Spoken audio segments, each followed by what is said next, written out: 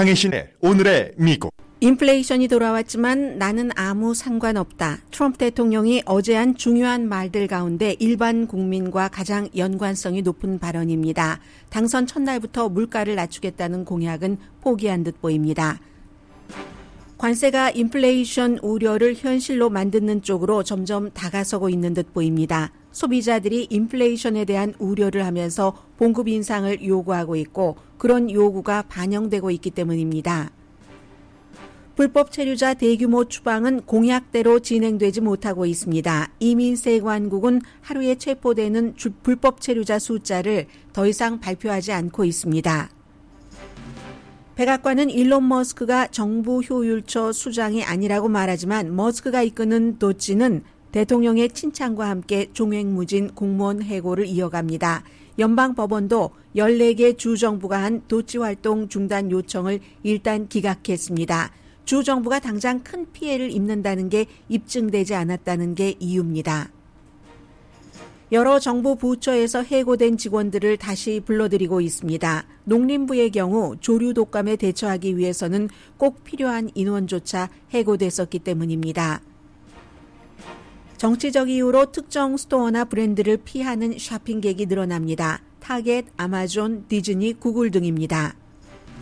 미국과 러시아가 회담한 뒤 트럼프 대통령이 전쟁의 책임이 우크라이나에 있다고 밝히자 침략자 편에서 피해자를 비난하는 커멘트는 가장 부끄러운 커멘트라는 커멘트가 나왔습니다.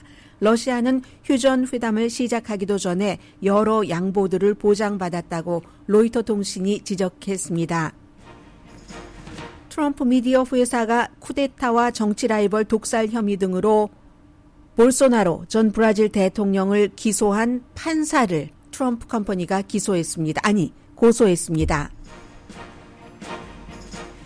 여러분 안녕하십니까? 오늘의 미국 강혜신입니다. 오늘 보면 미국 뉴스가요. 사실은 가장 중요하게 크게 다루고 있는 것은 이건 이제 미국에서 볼 때는 강대국이니까 세계의 질서가 어떻게 질까 하는 것이 관심이 있겠죠. 그래서 러시아와 미국의 회담 또 트럼프 대통령의 어제 말하려고 해서의 발언 이런 걸 가장 중요하게 생각을 하고 보도를 합니다. 그런가 하면 이제 연방 공무원 해고도 워싱턴 DC 지역뿐만이 아니라 미국의 지금 큰 틀을 어쨌든 트럼프 대통령이나 일론 머스크는 그 본인들이 힘을 가지고 그 권력으로 뭔가 비전을 실현하려고 하는 그 과정이기 때문에 역시 가장 중요하게 보도를 합니다. 저는 오늘 약간 방향을 바꿔보겠습니다. 지금 트럼프 대통령이 집권을 하면서 본인이 원하는 대로 잘 되고 있는 것과 잘 되지 않는 것 이렇게 해서 잘 되지 않는 것을 먼저 말씀을 드리겠는데 왜냐하면 이게 국민들과 연관이 많기 때문이죠. 잘 되는 것은 그냥 간단히만 일단 말씀드릴까요? 오늘 이코노미스트는 왕이 되려고 하는 트럼프 이렇게 표현을 했던데요. 도널드 트럼프 would be king 이렇게 표현을 했는데 이게 이제 권력 집중에 대해서 지금 잘 되고 있죠. 왕이 되려고 한다 그런 의미도 있지만 사실은 왕이 아니다. 이런 의미도 있겠죠. 그런데 이제 이러다가는 정말 왕이 될 수도 있겠구나 하는 일들이 지금 미국에서 일어나고 있습니다. 권력을 집중하기 위해서 노력합니다. 물론 어느 대통령이나 아니면 권력자들 다 마찬가지로 그 권력을 최대한으로 쥐려고 하고 그건 꼭 권력 남용을 하기 위해서만 그렇다기보다는 뭔가 본인의 비전이 있으니까 그 비전을 실현하기 위해서는 권력을 강화하는 노력을 하는 게 당연할지 모르겠습니다. 어제 트럼프 대통령이 독립규제기관에 관한 대통령의 통제권을 주장하는 행정명령에 서명을 했습니다. 이 행정명령은 말은 조금 교과서처럼 들리지만 풀어서 말씀드리자면 지금 백악관의 예산관리국장이 있죠. 러스 볼트라는 분. 이분은 정말 중요하죠. 예산을 관리하니까 돈을 관리하니까 너무 중요합니다. 임기 1기에도 예산국장을 했고요. 이 러스 볼트에게 연방거래위원회와 연방통신위원회, 증권거래위원회 이런 기관들이 대통령의 정책과 대통령의 우선순위, 대통령의 비전과 이 같은 기관들이 일치한다 하는 것을 보증을 해야지 된다. 아니면 이제 뭔가가 치고 들어가겠다 하는 거죠. 그럼 연방거래위원회는 무역입니다. 연방통신위원회요. 어제 대통령이 PBS 같은 곳은 국민의 적이다. MSNBC뿐만이 아니라 이렇게 얘기를 했어요. AP통신도 국민의 적이라고 얘기를 했고, 이리하여 러스 보트라는 백악관의 예산국장은 임기 1기 때 예산국장이었던 것뿐만이 아니라 트럼프 임기 2기의 청사진을 만든 아주 보수적인 헤리티지 재단에서 만든 프로젝트 2025의 상당 부분에 어떠한 것을 만든 사람입니다. 그러니까 이런 부분에 대해서는 규제기관이 다 트럼프 대통령의 이상과 현실과 그가 원하는 바에 대해서 일치가 돼야지 된다. 정책 우선순위와 전부. 이건 그렇지 않으면 뭔가 연방정부에서 줄 수 있는 벌을 주겠다는 거죠. 그렇게 하도록 행정명령에 서명을 했습니다. 그러면 이제 이 사람은 원래 본인이 원했던 게 이런 것이기 때문에 집행을 아주 잘하겠죠. 이분이 프로젝트 2025에 쓴 것 가운데 한마디로 딱 한 줄로 요약해라 하면은 이겁니다. 대통령이 모든 부처에 대해서 절대적인 권한을 갖고 있다. 그렇기 때문에 거기에 따라서 지금 연방 공무원도 다 해고해봐야, 다 해고할 수도 없지만 200만 명을 해고해봐야 전체적인 예산의 4%밖에 안 되는데 지금 지난 주말에 10,000명 정도 해고했고요. 그러면서 막 이거 잘하고 있다 하는 건데 사실은 그거 돈하고 상관없다는 얘기입니다. 예산을 줄이는 것과 크게 상관이 없다는 얘기예요. 퍼센티지로 보면은 결국은 트럼프의 비전에 맞게 이걸 지금 구도를 바꿔가는 것. 여기에 대해서는 권력을 집중하는 것, 이 부분은 트럼프 대통령이 분명히 성공을 하고 있습니다. 잘 안 되고 있는 것 가운데 한 가지, 크게 이제 두 가지인데요. 경제, 물가 잡기와 또 불법 체류자 대량으로 추방하기, 이게 잘 안 되고 있습니다. 불법 체류자는 나중에 말씀을 드리겠고요. 경제 말씀드리겠습니다. 이 경제에 대해서는 어제 션 해니티와 트럼프 대통령이 일론 머스크와 같이 앉아서 인터뷰를 해서 얘기를 했기 때문에 말씀을 드리고, 그리고 가장 잘 안 되고 있는 것 가운데 하나고 대통령 마음대로 되는 일도 아니고, 그러나 대통령이 이것을 좋게 할 수도 있고 나쁘게 할 수도 있는데 지금은 나쁘게 하는 방향으로 간다는 거죠. 2024년도 8월 달 이제 트럼프 대통령 한창 선거 운동을 할 때입니다. 그때 눈만 뜨면 하는 얘기가 내가 이기면 첫날부터 즉시 미국의 물가를 낮출 것이다. 그렇게 될 것이다. 두고 봐라. 어떻게 하냐면 내가 원유 생산을 그냥 첫날부터 확 늘려서 물가를 잡겠다. 규제는 철폐하겠다. 오버타임에 대한 세금 면제도 하겠다. 그래서 인플레이션을 그냥 첫날부터 내가 다 잡을 거야. 그런데 지난 1월 달 것도 나왔고요. 지금으로서 보면은 전반적으로 거의 모든 전문가들이 일치된 의견을 내놓고 있습니다. 집값, 자동차, 식료품 등등 조류독감으로 인한 달걀값이 아니라 할지라도 식료품 값이 조만간에 많이 내려간다고 여러분들 생각하십니까? 그리고요, 인플레이션은 소비자들의 생각, 소비자들의 느낌도 굉장히 중요합니다. 그게 현실이 되거든요. 뒷부분에 말씀을 드리겠습니다. 어제 트럼프 대통령이 일론 머스크와 이렇게 인터뷰를 하는데 션 해니티가요, 너무너무 두 사람을 계속, 본인은 진행하는 사람이지만 칭찬을 하면서 어떤 때는 내가 지금 투 브라더스와 인터뷰를 하는 것 같아 이렇게 얘기하고, 또 어떤 때는 민주당이 참 이런 말들을 하고 있어 이렇게 얘기를 하면 또 일론 머스크가 그러니까 왜 그렇게 반응하는지 모르겠어요 이런 얘기도 하고 했을 때 인플레이션을 얘기를 했습니다. 이 중간에 그 바로 직전에는 이제 션 해니티가 일론 머스크에게 지금 전체적으로 미국 국가 예산이 1년에 7조 달러 정도 됩니다. 임기를 시작하기 직전, 시작한 직후, 그리고 너지라는 정부 효율서의 수장, 백악관이 아니라고 하지만 아니면 누구예요 지금? 이 정부 효율처를 이끌고 있는 사람이 일론 머스크가 아니면 누구란 말입니까?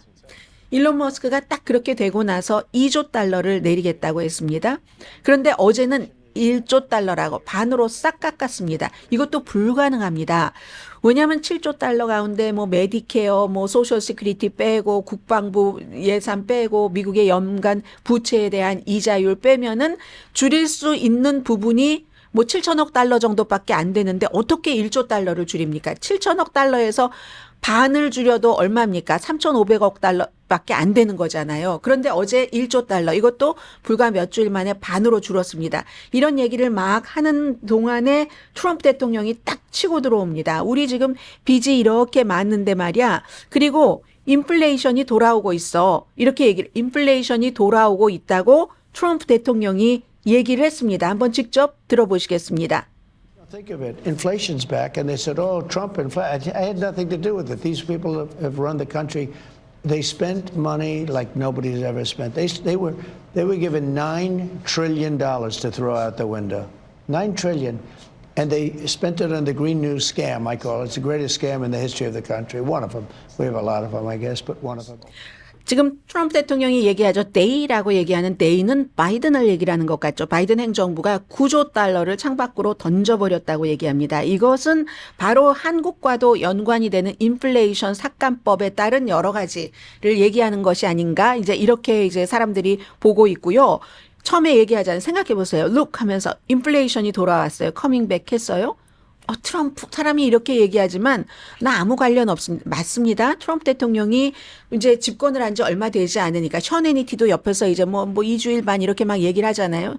그때부터 인플레이션이 돌아왔으니까 이 사람들이 나라를 운영했다. 바이든 사람들이 누구도 써본 적이 없는 9조 달러를 그렇게 던져버렸단 말이야. 그러면서 바로 인플레이션 삭감법을 사기라고 새로운 사기, 역사상 최고의 사기다 이렇게 얘기를 합니다. 그러면서 또 이제 뭐 일론 머스크가 1조 달러를 분명히 어디선가 어떻게 찾아냅니까?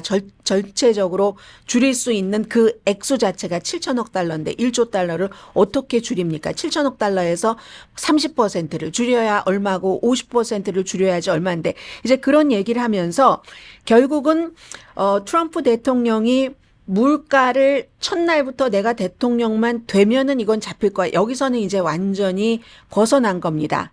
직접적인 그 답변을 내놓지를 않고 다만 크게 뭉뚱그려서 미국을 내가 부자로 만들겠습니다. 미국을 부자로 만들어서 소비자 부담을 줄이는 게 나의 정책입니다. 초기의 그 강력함과는 이제 거리가 멀다 하고 우리는 이미 1월 달에 인플레이션 같은 거 뭐 가솔린 값, 주택값 뭐 등등 식료품 값이 다 상승해서 소비자 물가 지수가 1년 전에 비해서는 지금 3% 증가했고 12월 달에 2.9% 증가보다도 높아졌는데 이게 트럼프 대통령이 한 게 아닙니다. 그런데 트럼프 대통령이 한 것도 있다는 겁니다.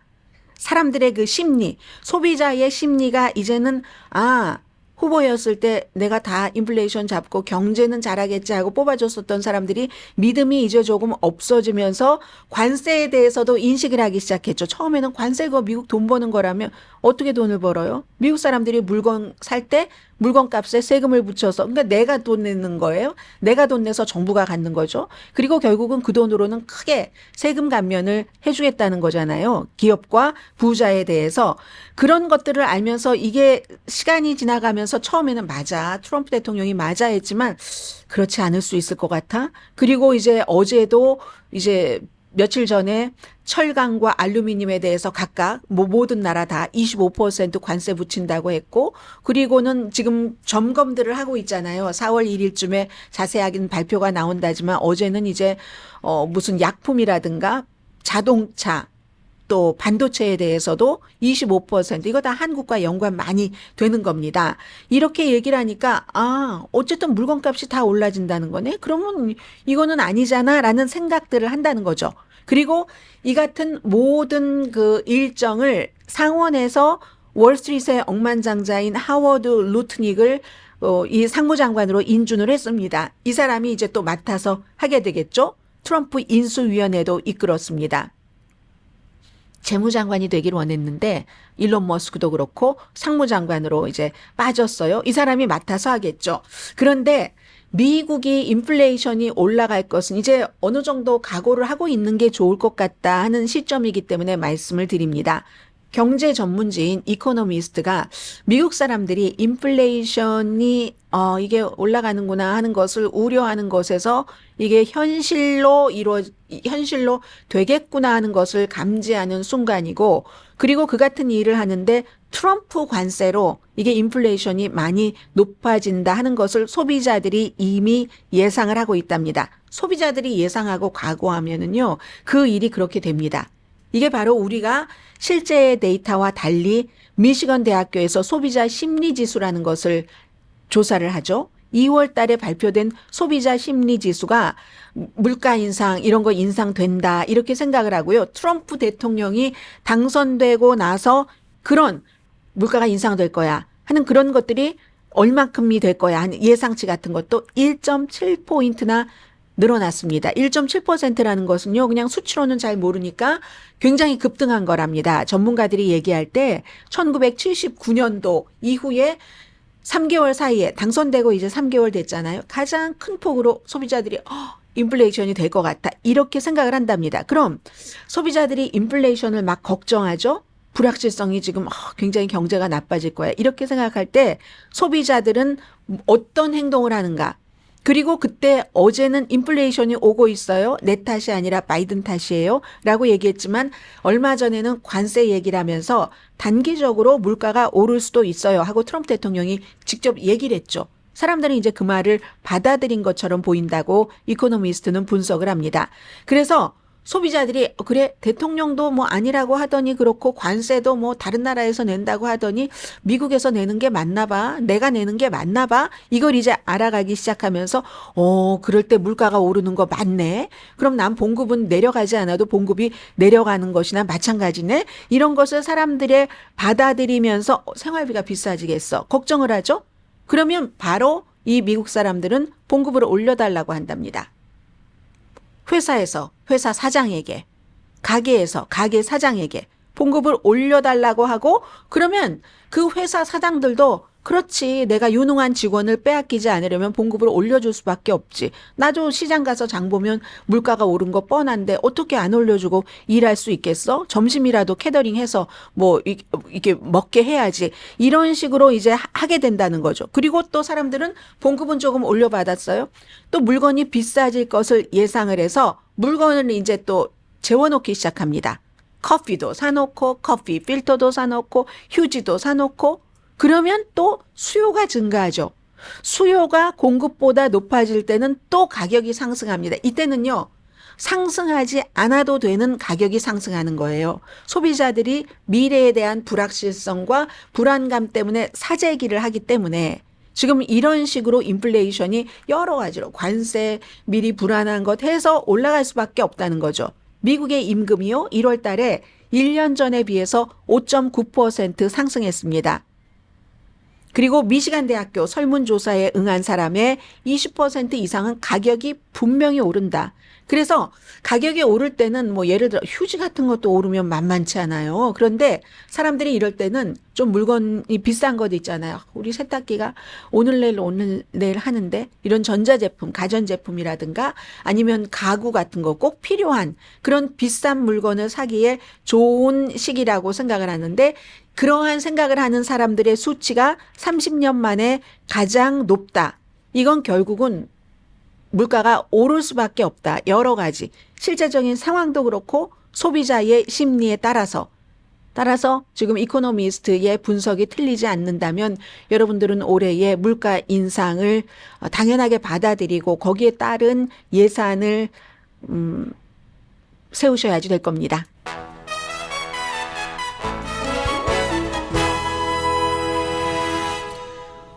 잠시 뒤에는 지금 뭐 불법 체류자에 대해서 왜 체포된 사람 숫자를 발표하지 않기로 했는가? 또 뭐 여러 가지 연방 정부에서 지금 그 공무원 삭감과 관련해서 일어나고 있는 일들이 뭐 우리에게 이렇게 돼서 또 나중에 수습이 되고 나면 좋은 거고 그렇지 않더라도 이렇게 연방 정부가 돌아가는구나 하는 것을 적어도 가르쳐는 줍니다. 잠시 뒤에 전해드립니다. 라디오 서울 방송 오늘의 미국 듣고 계십니다. 네, 트럼프 대통령 권력 집중 이것은 지금 굉장히 성공하고 있지만 앞서 말씀드린 대로 이 경제를 대통령 혼자 어떻게 할 수 있는 것도 아니고 게다 대고 인플레이션에 아주 나쁜 정책을 지금 인플레이션에 나쁘다고 말씀을 드렸어요. 그런 관세 같은 것을 들고 오기 때문에 이걸 어떻게 할 수가 없습니다. 그럼에도 불구하고 트럼프 대통령은 관세 우선을 더 머리에 두는 거겠죠. 인플레이션보다. 그리고 또 안 되고 있는 것이 불법 이민자의 대량 추방입니다. 이 두 가지가 경제와 불법 이민자 대량 추방이 아마 트럼프 대통령을 지지했었던 많은 분들의 뭐 특히 공화당이 아니라면은 가장 크게 지지했었던 그런 이슈일 겁니다. 그런데 이게 잘 되지 않고 있어요. 트럼프 대통령이 되고 나서 아주 뭐 1,500명까지 하루에 잡아 뭐 이민 세관국에 그렇게 했고 한 명당 뭐 할당량을 73명으로 했다던가 이렇게 해서 맥시멈까지 올라간 게 하루에 1,100명에서 1,100명에서 한 1,100명 정도, 1,200명까지 올라갔었던 적도 제 기억에는 있는데요. 그리고는 거기서 더 올라가지 못하고 계속 내려가서 2월 달에는 그게 이제 1월 달 초기였습니다. 아주 금방 1월 20일에 취임을 했죠. 2월 달 들어선 이게 이렇게 내려가더니 막 하루에 600명 이렇게 되는 거예요. 결국은 이제 바이든 때에 바이든이 처음에는 안 그랬지만 나중에는 또 많이 체포하고 있으니까 평균으로 해보면 이제 바이든 때보다도 오히려 덜 체포했다 하는 것까지 나오기 시작합니다. 그러니까 하루에 체포되는 사람의 숫자가 600명 아래로 내려가면서부터는 아예 오늘 몇 명 체포했다 이런 것을 발표조차도 하지 않습니다. 그래서 트럼프 대통령에게는 이렇게 뉴욕시의 에릭 아담스 민주당 시장처럼 그 불법 체류자 체포하는데 내가 어떤 힘이 되겠어 하는 사람이 너무나 중요한 거죠. 그리고 다시 말씀드리지만 로컬에서 협조해 주지 않고는 절대로 트럼프 대통령이 이걸 성공을 할 수가 없습니다. 그리고 로컬은 마음이 너무너무 좋아서가 아니라 그 로컬 경제 자체가 어디로 따지고 가면 미국 경제의 바탕에 이민자가 아닌 경제가 어디 있겠습니까? 이 사람들을 놓을 수가 없습니다. 인정상으로도 그렇고 경제상으로도 계산상으로도 그렇고. 어제 제가 어디 BBC 방송에서 봤던가 11살짜리가 자살을 했습니다. 소년대. 왜 자살을 했냐면 학교에서 친구들이 이런 거 학교까지 어린아이들 학교까지 11살이면 몇 학년이에요. 다 퍼지거든요. 학교에서 그 아이가 이제 부모가 불법 체류자라는 것을 알고 너희 가족은 다 추방될 거야. 엄마 아빠 다 추방될 거야. 이렇게 얘기하니까 아이가 그걸 못 견뎌서 자살을 했답니다. 지금 이제 이런 부작용 같은 것들도 있고 로컬에서는 그러니까 캘리포니아주에서 뭐 로스앤젤레스 인근이라든가 하면 이민세관국에서 와서 뭐 물어보고 하면 절대로 답변하지 말아라. 뭐 얼마 전에 뭐 크레딧 카드 같은 것을 만들어서 사람이 당황하면 아무것도 생각이 안 나잖아요. 그래서 그런 것들을 이렇게 나눠주고 있고 하잖아요. 절대로 로컬에서 협조하지 않으면 이것은 이루어질 수가 없습니다.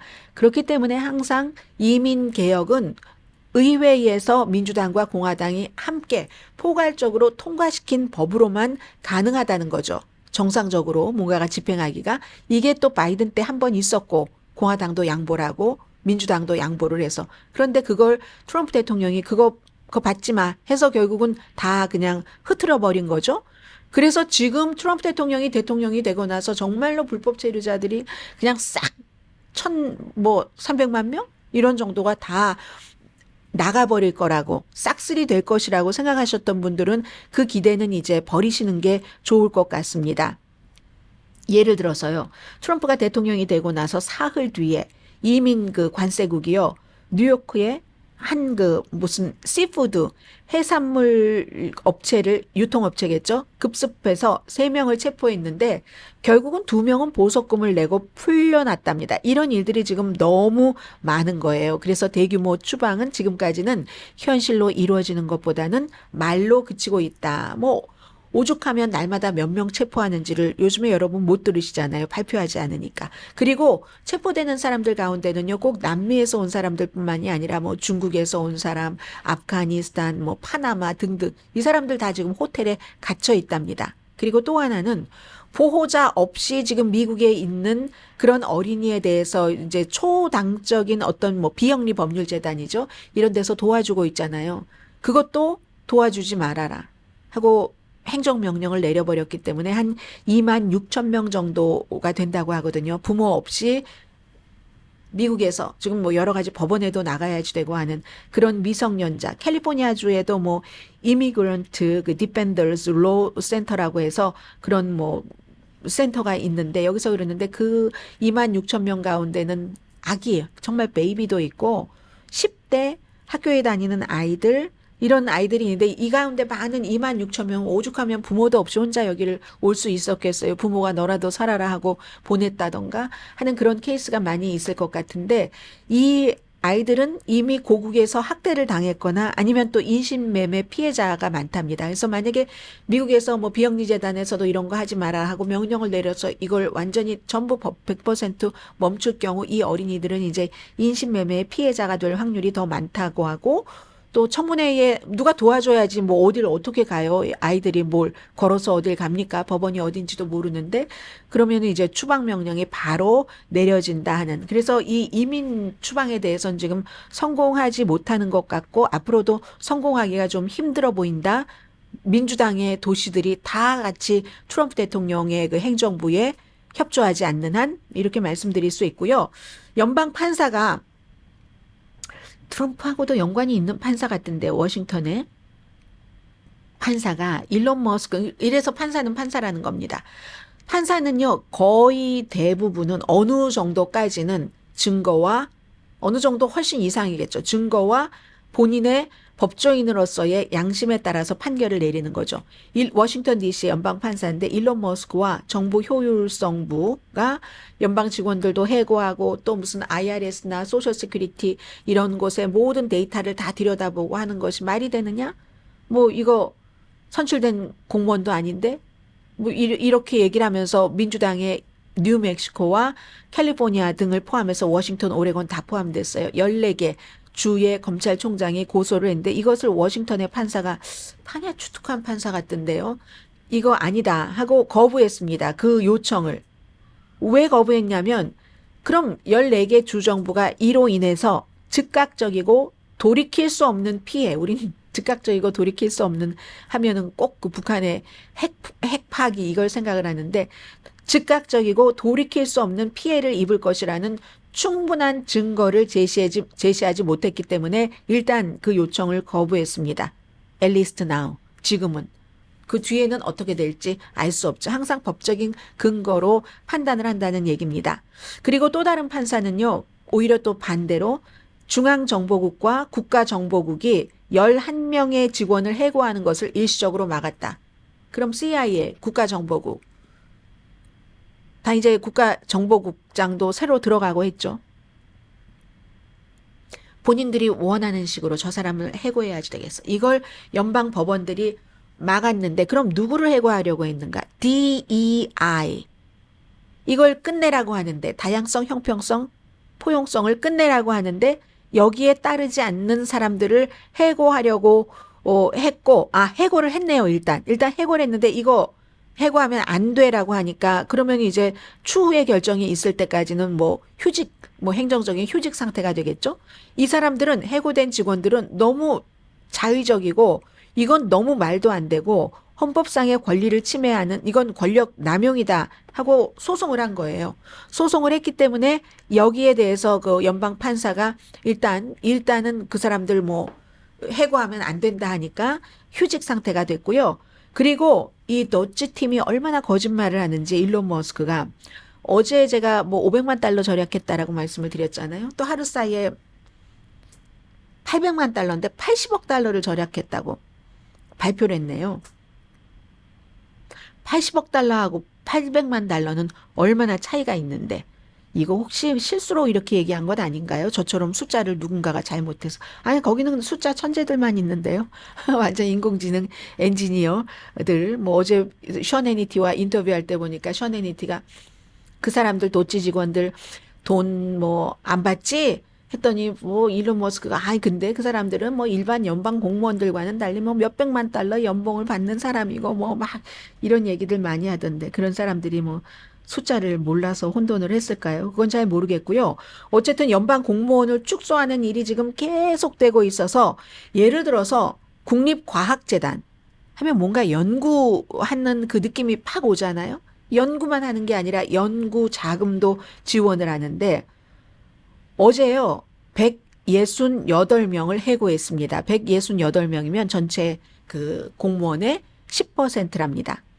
그리고 주말에 뭐 보건원 1000명 해고 통지 받았고, 국세청도 이번 주에 뭐 몇천 명 직원 해고할 것으로 지금 예상이 됩니다. 국세청도 지금 이번 주에 몇천 명 해고할 것으로 예상이 되네요.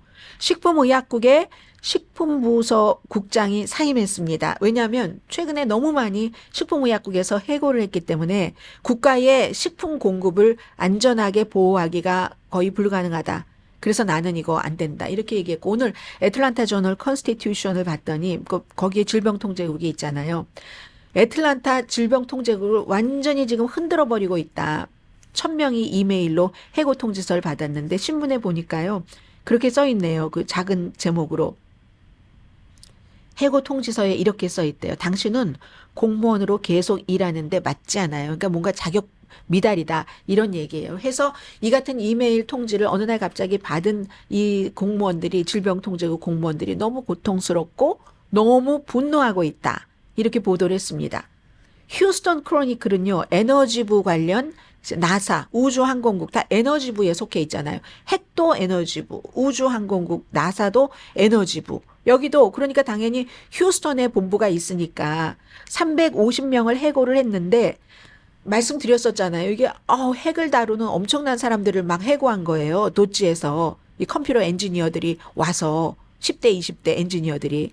그러니까 아무리 해고를 한다 할지라도 28명밖에 안 나온다. 나머지를 다 복직시켰다라고 말씀드렸잖아요. 그런데 그것도 어려움이 있었다는군요. 정부 이메일에 이 부서 사람들이 접근을 할 수가 없어서 연락을 하질 못했답니다. 다시 아니에요. 복직하세요. 이런 얘기를 하지를 못했다면. 그러니까 누가 해고시켜 놓은 거를 누가 복직시키려고 하는데 원래의 이 부서인데 접속을 하지 못해서 그 사람들에게 연락을 하지 못했다. 여기 이제 국립핵안전국의 그 소속의 핵 전문가들이 엄청나게 많이 포함이 돼 있었다는 거예요. 불분명한 이유로 해고됐었다. 그러니까 굉장히 지금 흔들리고 있다는 것은 아실 것 같고요. 농림부도 마찬가지예요. 대규모 해고를 되돌리고 싶어 합니다. 왜냐하면 H5N1 조류 독감 대처하기 위해서 제가 계란 12개에 뭐 13달러인가 11달러인가 주고 그저께 샀다니까는요. 연방항공국은 숙청 수준이었죠. 레이더, 착륙, 내비게이션 시스템, 뭐 항법 시스템이네요. 이런 곳에서 일하는 사람들 뭐 무더기로 해고를 해서 관제탑에서는 해고하지 않았어요. 이렇게 교통부 장관은 얘기를 하던데요. 항공안전에 영향을 미친다라고 얘기를 합니다. 산림청과 국립공원 직원 3,000명, 적어도 3,000명. 이 사람들 다 강 같은 것을 패트롤하고 트레일을 청소를 하고 또 숲을 연구를 하죠. 어떻게 더 아름답게 건강하게 보존할 수 있는가. 국립공원을 위험하게 된다는 것이고. 아무튼 그런데 이 모든 일들을 더치에서 하는데 어제도 셔네니티도 브라더와 인터뷰하는 것 같다 했는데 그 전에 백악관이 아니 이 일론 머스크가 도치의 책임자도 아니고 그래서 뭐 특별한 권한도 없어. 이건 이제 법적인 문제 때문에 그렇게 얘기한 건. 그렇게 얘기를 하는데 이거 완전 책임자잖아요. 누가 책임자냐고요. 어쨌든.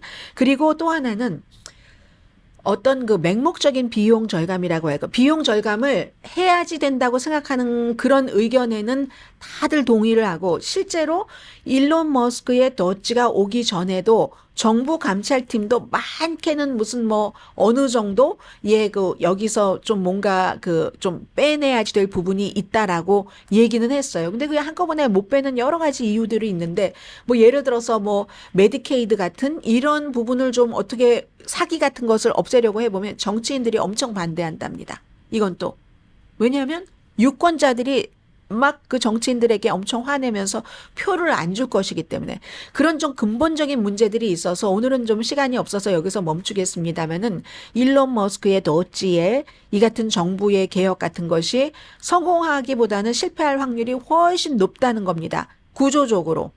우선 기본적으로 돈 전략이 안 되는데 돈 전략이 된다고 알고 계시는 분들이 많은 겁니다. 1조 달러를 절대로 절약을 하지 못한다니까요. 절약할 수 있는 총 액수가 7천억 달러인데 어떻게 그것보다도 많은 1조 달러를 절약을 합니까? 7천억 달러에서 몇 퍼센트를 절약할 수 있는지 알 수도 없고. 그런데 분명히 뭔가 기름을 빼야지 되는 것도 맞고 너무 일 안 하는 사람을 뭐 이런 때 구조조정 해야지 된다고 생각할 수도 있지만 이렇게 그냥 밑도 끝도 없이 전문가도 아닌 사람들이 무슨 뭐 군합발로 쳐들어간 것처럼 해서 작용이 더 많을까? 부작용이 더 많을까? 지금 이제 그걸 보고 있는 것이고 결론은 아직 나지 않았다. 이 정도 말씀을 드리고요. 잠시 뒤에 뵙겠습니다.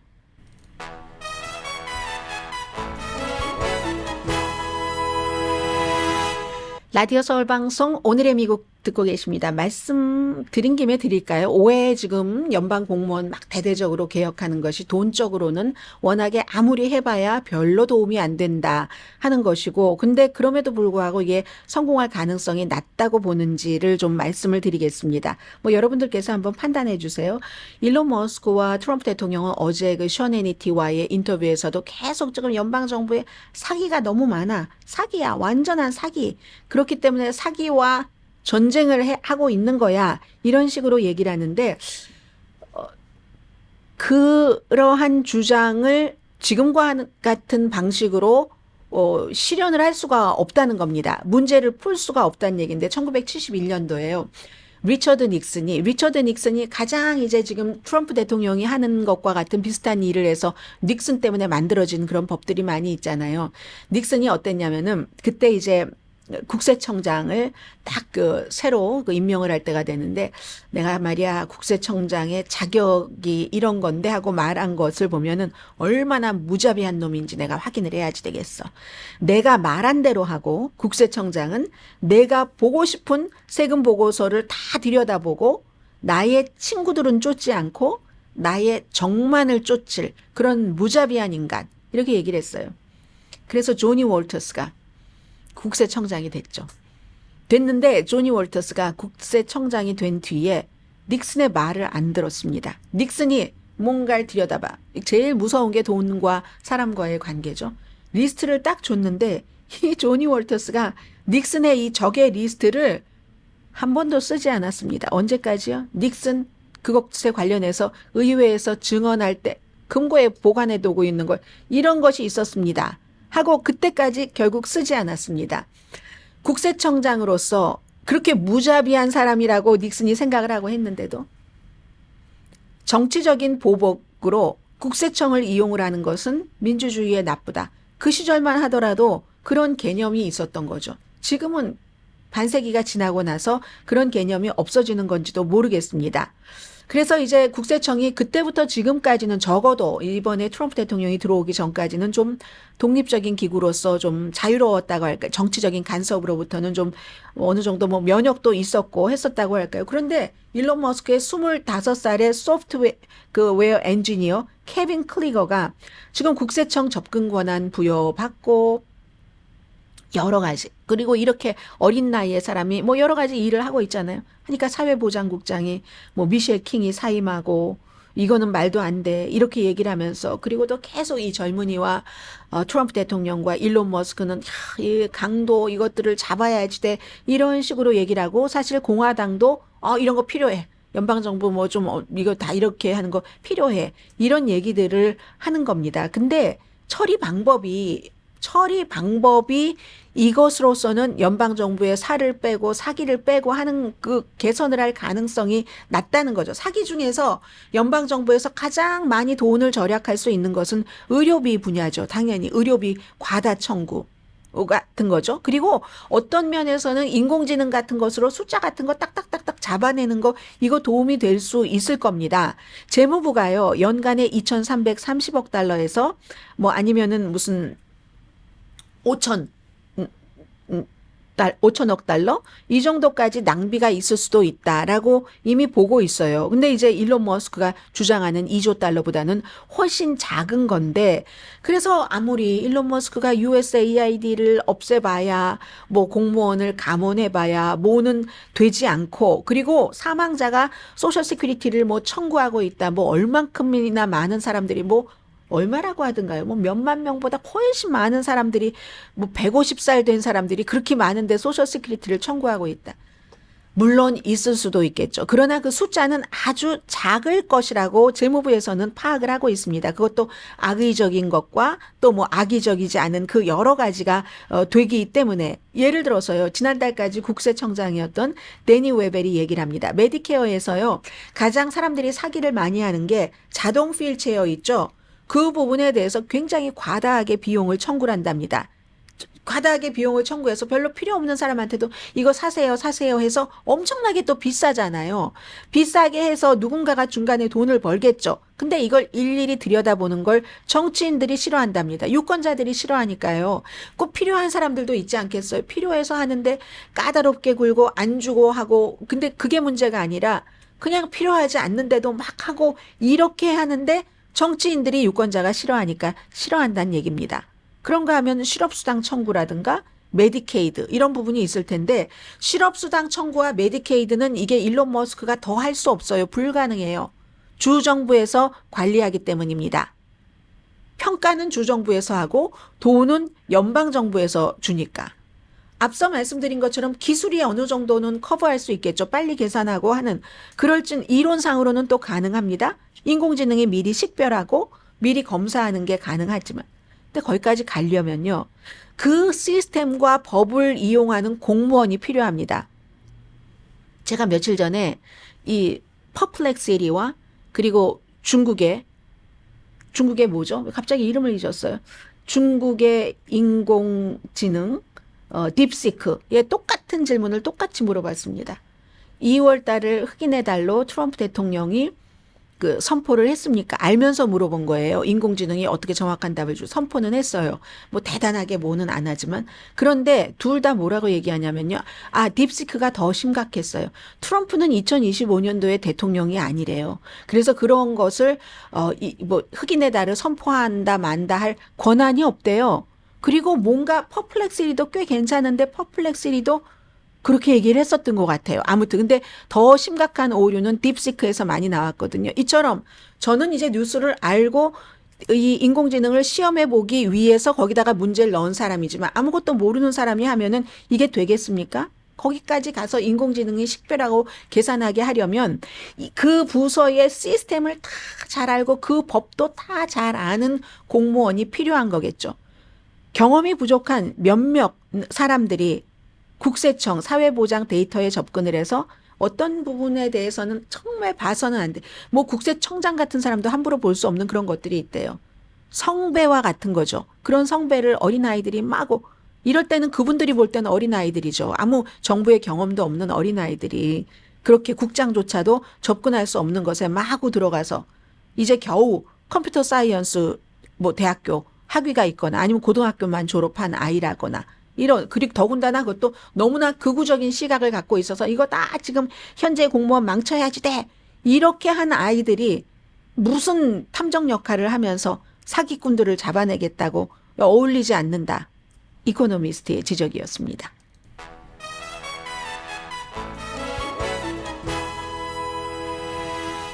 라디오 서울 방송 오늘의 미국 듣고 계십니다. 네, 이제 오늘 미국에서 가장 핫한 뉴스는 사실은 러시아와 미국과의 리셋 버튼 누르기였었거든요. 여기 우크라이나와 유럽 빼고 어떻게 러시아의 그 우크라이나 전쟁을 휴전을 하느냐. 보스턴 글로브는요, 새로운 세계 질서를 향한 엄청난 변화다. 트럼프 대통령이 러시아가 침공한 전쟁에 대해서 우크라이나를 비난했다. 대만을 두렵게 한다. 우크라이나 다음엔 대만, 워싱턴 포스트입니다. 모스크바와 워싱턴 간의 관계가 이렇게 얼음이 깨지는 것은 우크라이나와 유럽을 불안하게 만들었다. 뉴욕타임스. 초대받지 못한 젤렌스키 얼굴을 크게 사진으로 실은 것은 월스트리트저널이거든요. 트럼프 대통령이 우크라이나가 이 전쟁을 시작해서는 안 됐었다. 젤렌스키의 불만이 이상하다. 젤렌스키가 어떻게 우리를 빼뜨리고 이렇게 얘기를 했잖아요. 젤렌스키를 향해서 3년이나 그 자리에 있었잖아. 우크라이나가 시작하지 말았어야지. 우크라이나가 협상을 할 수 있었어. 더군다나 여기다 이제 또 가짜를 쫙 붙입니다. 우크라이나의 젤렌스키 대통령이 지금 지지율이 4%밖에 안 되기 때문에 선거를 해야지 된다는 거예요. 원래 지난해가 선거해였지만 전쟁 중에 어떻게 대통령 선거를 합니까? 그대로 있었죠. 지금 우크라이나의 젤렌스키 대통령의 지지율은 57%입니다. 57%와 4%는 엄청난 차이가 있지만 트럼프 대통령은 이렇게 막말을 할 수 있는 사람이고 원래 전쟁 초기에는 90% 넘었었던 적도 있지만 많이 내려간 건 사실이지만 대통령이 이런 얘기를 하니까 런던의 유로피언 개혁센터의 이안 본드 씨는 내 평생 대통령에 의해 이렇게 부끄러운 코멘트가 나오는 것을 처음 들어봤다. 침략자 편에서 피해자를 비난한다. 이 클렘린이 완전히 그냥 펄쩍펄쩍 뛰면서 좋아할 것이다. 이런 얘기를 했고요.